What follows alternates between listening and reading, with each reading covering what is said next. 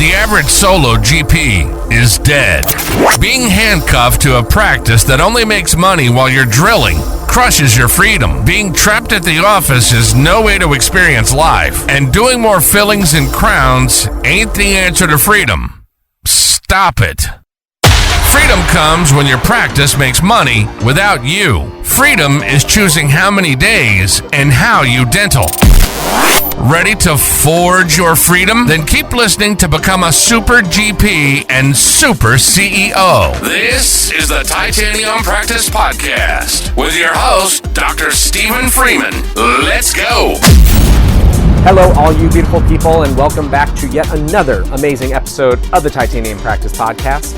I am your host and personal freedom coach, Dr. Stephen Freeman. Welcome back to the podcast, everybody.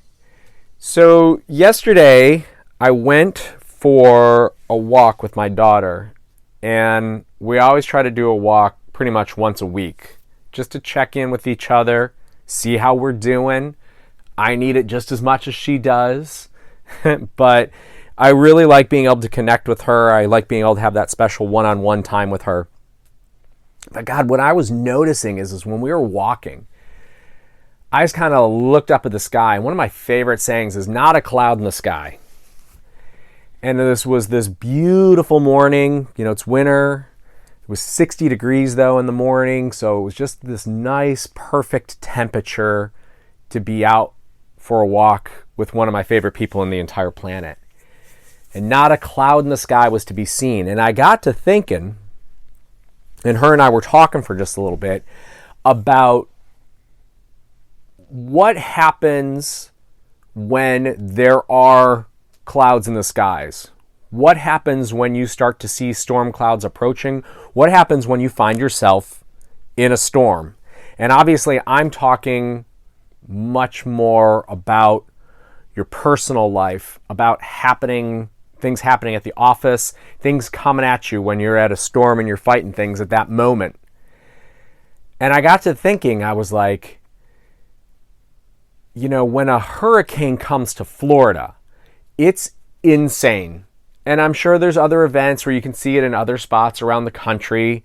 And I'm sure it happened when I was a kid and I was growing up. And I don't really remember those things happening. But you also saw it during COVID where people lose their minds and they all run to the store and buy all the water they could possibly think of. Now, those people never use that much water in a given week, but everyone just buys water and water and water and water. And they just clear out the grocery store shelves. And it's insane watching this all happen.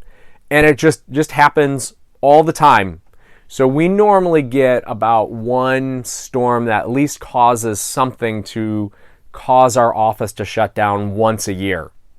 So somewhere right around my wife's birthday, right around the middle of September, you can normally start to set your clock about the fact that we're going to have some type of storm, even if it's not a hurricane. It can even be these tropical storms, which if you've never lived in Florida, the news makes it sound like these are life-altering events. And absolutely, if you're in ground zero, they can absolutely alter your life. They absolutely can. So I'm not saying that like where it hits, it doesn't cause problems. It absolutely can.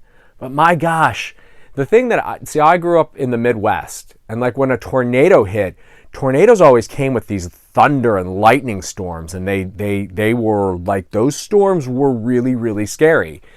And the ones that come with a tropical storm and even a hurricane, they're windy. They are. I mean, the wind goes up, yes, but they just rain. That's all they are, is they create a lot of rain. But there's almost never any thunderstorms with it. The storms themselves aren't, these storms that have a ton of lightning that goes around with them. Much more scarier storms to me, we get lightning all the time. There's houses all over. I know of many houses in my area that get hit by lightning just on a random Tuesday storm. And those concern me a whole lot more. And the kids know. When I was a kid, I'd still play outside if it was thunder and lightning. Now, you get your ass inside in Florida. because you know somebody's house who got hit by lightning. You know somebody's tree or something got struck by lightning. And people obviously get struck by lightning too, but get inside when it's thunder and lightning. But you watch these people just tear through the grocery store, getting all these things, fighting people, waiting in line.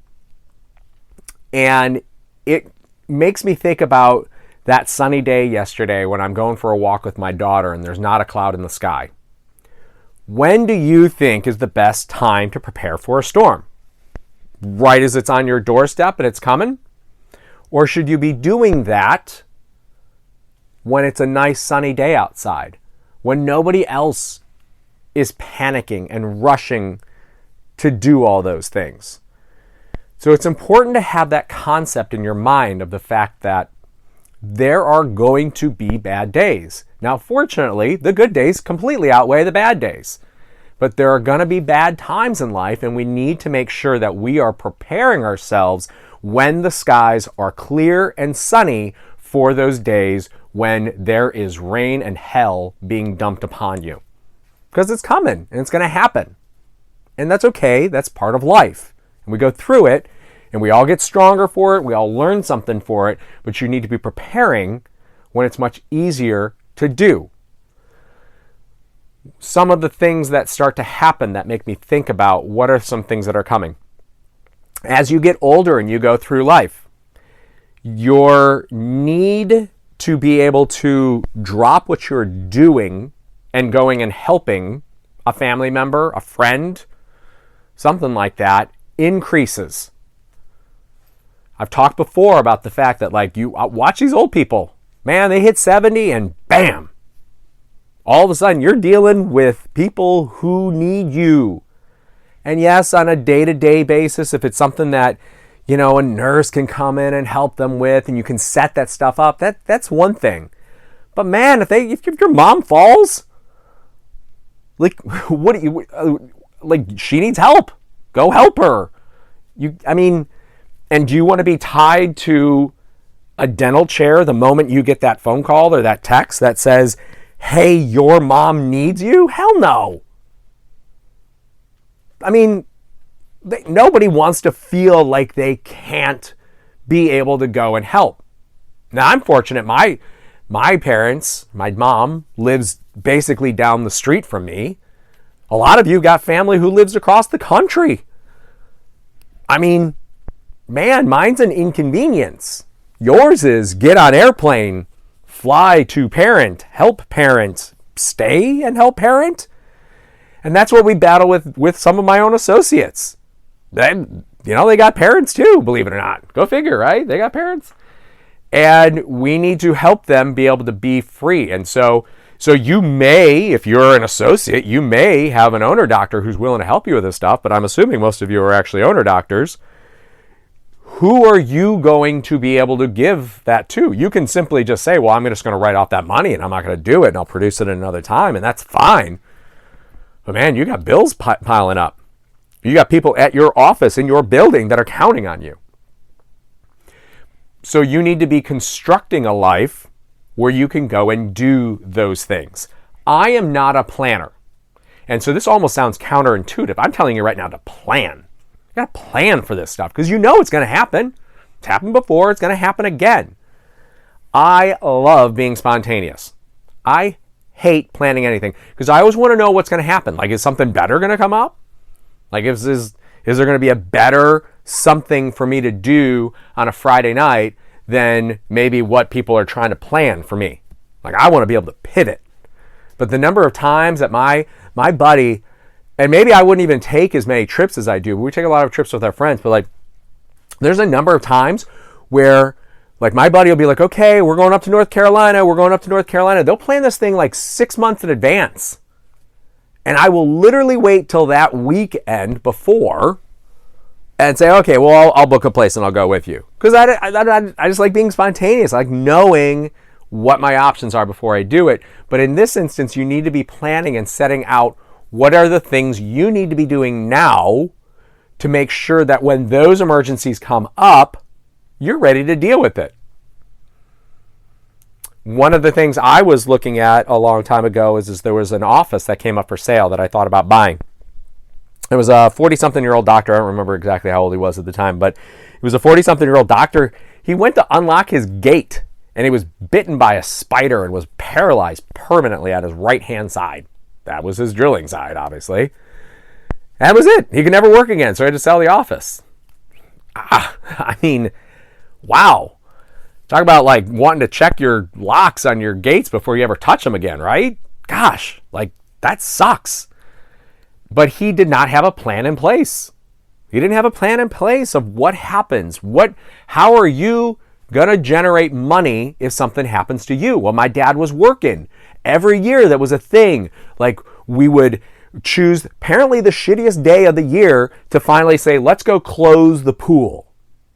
You folks who live in the South have no idea what that is. If you live up north, you got to close the pool when it gets too cold outside. We said, let's close the pool. And somehow, it could have been beautiful the day before, but we'll choose the day that it's raining and snowing or whatever. Not snowing, but very windy and cold. And it'll go back to being beautiful the next day again, but still not swimming weather. But we close the pool. Our dad's bringing stuff inside the house. It catches on something. He slips and he falls and he breaks his wrists. As a reminder, my dad was an oral surgeon when he was working. How much oral surgery did he do once he broke his wrist? How many associates did he have? What plan did he have in place to bring in money while his wrist was healing? You know the answer already. None. None at all. He had nothing in place. And so those bills pile up. Now, he ran a tight ship, so to a degree, it didn't affect him all that much, to be honest with you. And maybe that's a bad point to be bringing up right now, but I'll tell you, he sweated it out the whole time. Lost a lot of stomach lining the whole time doing it. Lost a lot of sleep. So it's just one of those things you don't find out. I mean, luckily he was able to get back at it. What if you slip and fall and you break your wrist? You can't get back at it. That's not great. It's not like to say not great, Bob. You can't get back to doing what you're doing between getting bitten by a spider randomly. So you need to be planning for those stormy days ahead of time. And so there's many different ways to do that. And so I brought up the scenario before about, I like to say is you can net $500,000 a year working 1 day a week. Well, if you need to be on the other side of the country, you can make up 1 day a week real easily. It's very easy. You have 6 days off. You can choose 6 other days to make up that time that you were supposed to produce and go and help whoever needs help. Do whatever it is that you'd like to do. Be able to take vacations and go and do whatever it is that you'd like to do. And I love that. I did that for a real long time. Then I said, well, I'd like to be able to make money without me. And so now I have associates producing for me. We're in February, almost we'll call it March now. And I've worked about a total of about 4 days so far this year, which is nice. There's still things that I do. I like doing this. I love talking to you guys. This is fun. This is fun stuff. It's fun literally downloading all of the experiences that you've had professionally in your life and giving it to people. Because I didn't know how to get there. I had no idea how to get there. Now, my father helped me with my implant journey. And I can help you with your implant journey too. But I didn't have anyone to help guide me and take me to where I need to be or even be thinking about these things. Because my very first office, I opened right at the beginning of the great financial recession that occurred 2007, 2008, 2009. And I'll never forget. So I'm at that point in time pretty young. But I'll never ever forget that. So we owned the space, and then the folks next door to us in the condo building, they ran the business next to us, and they had some kind of construction company. You didn't want to be in construction in 2008, I'll tell you that much. And they went out of business. So we had become okay friends with these people or acquaintances. We talked, whatever, when we saw each other. And so she comes in shortly after they had said that their business was filing for bankruptcy and they were going out of business. But she also said they were going to file for bankruptcy. This was a week later. A week. They filed for bankruptcy a week later because they had no savings. They had no emergency fund. They had no ability to pay their own bills for more than 1 week. These people were in their 50s. They were full-fledged, fully grown adults with a nice business. They had a nice business. And they got, it was a bad business to be in that moment. But they had a nice business and they had nice things. They also had all of the nice cars and stuff like that. So I start to think of well, how much, obviously I know the answer now, how much were they planning on? How much were they preparing for a rainy day? And she literally said that since the money was so good and coming in so fast, they never thought that that was the time to be preparing for things to go wrong. What the hell are you talking about, woman? That is the exact time to be preparing for things to be going wrong. So this kind of also becomes a thing about living within your means. And we talk about all these dentists who cannot retire at a reasonable age. We make a great living. You can bitch about how much money you make and maybe you don't think about you make that much money. And we can help you make a whole lot more money and in a whole lot less time too. Generally speaking, even the bad dentists make a good living compared to the rest of the public. We do. We got a spending problem. So you need to create savings habits. A lot of people are just really bad with money. It's crazy. And I've always been a saver. I've always been a saver. I got nice things, but I've always spent well below my income level. So I was taught long ago that I should only buy the fun things with buy things that generate income and then spend money on the fun things from that income.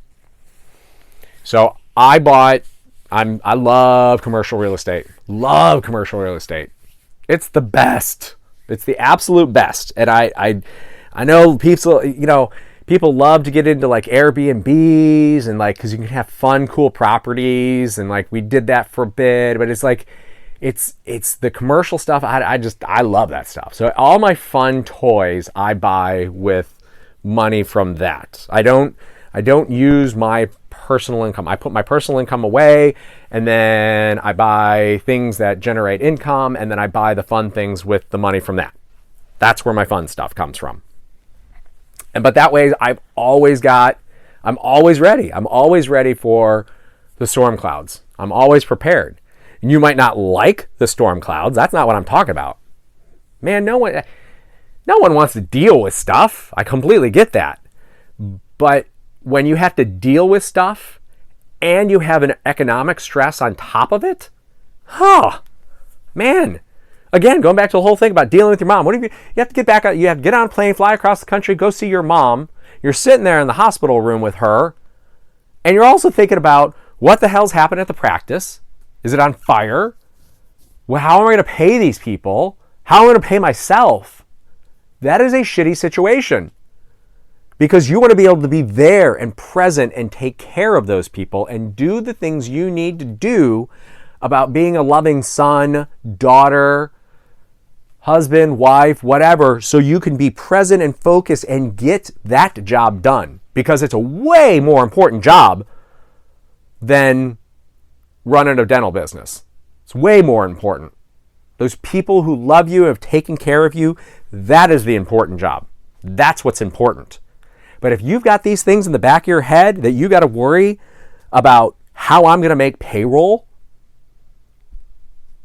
pay my water bill, man, it just makes it terrible. It makes it terrible because you're going to be frustrated and you're probably also going to take it out on that person that you've flown across the country to go and see because you love them and you want to be there and you want to do those things. But if you got other things in your mind while you're doing it, oh man, it ruins it all. It does. So you need to have a plan in place. And this is coming from the least planning person you will ever meet in your entire life. I have surrounded myself by people who do the planning for me because I can't do it. I don't know if it's laziness. It's, who knows? Who knows what it is? Maybe I don't even know what to plan. I just know in retrospect what needed to be done, and that's why I can tell you things to do now because I've done it all, and I've screwed up enough times to tell you, well, don't do that, do this instead because I've done it the other way and because I didn't plan to do it. But I've seen enough people not plan to be prepared for this, for when Jim Cantore shows up at your house and says, this is ground zero of where the storm's striking. You're like, I really should have been prepared before this. You need to have a plan in place.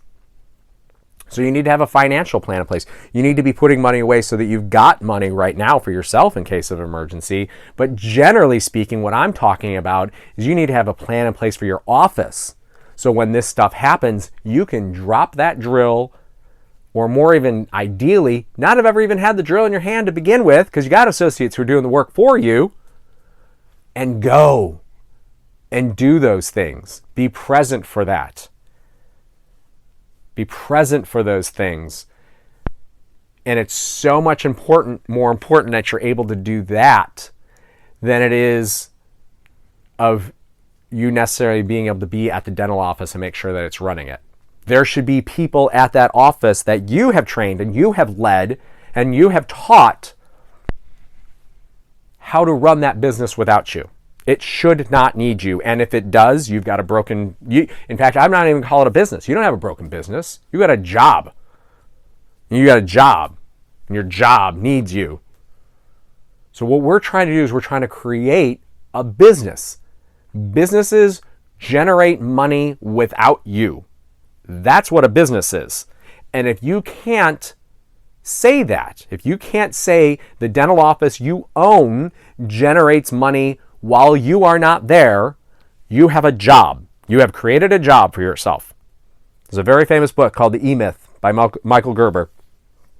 And the E-Myth is most people who start a business don't start a business. They don't. They think they have. And they're like, oh, I'm an entrepreneur. This is great. I've got a business. Most of the time, what you have done is you have created a job, which is noble unto itself. But we need to make the distinction there, the fact that you have created a job, not a business. And so what I am in the business of, which these podcasts don't happen without me, so I guess I don't have a business. But what I am in the business of is creating businesses for you so that it is generating money without you, or really you don't need to be there at all. And it's going to be just fine, because that is freedom.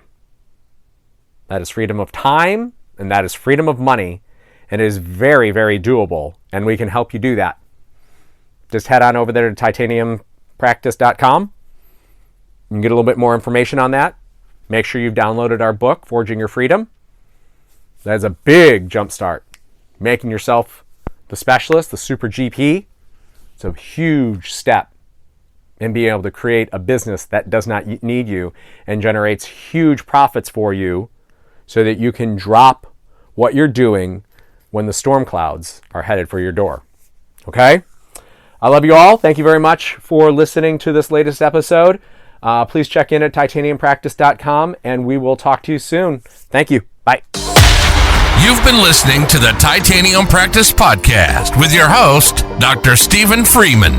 Please hit the like and subscribe button and follow us on Instagram, Facebook, and YouTube at Titanium Practice. Questions or comments? Send an email to info@titaniumpractice.com. Join us next time to help turn your average practice into a titanium practice.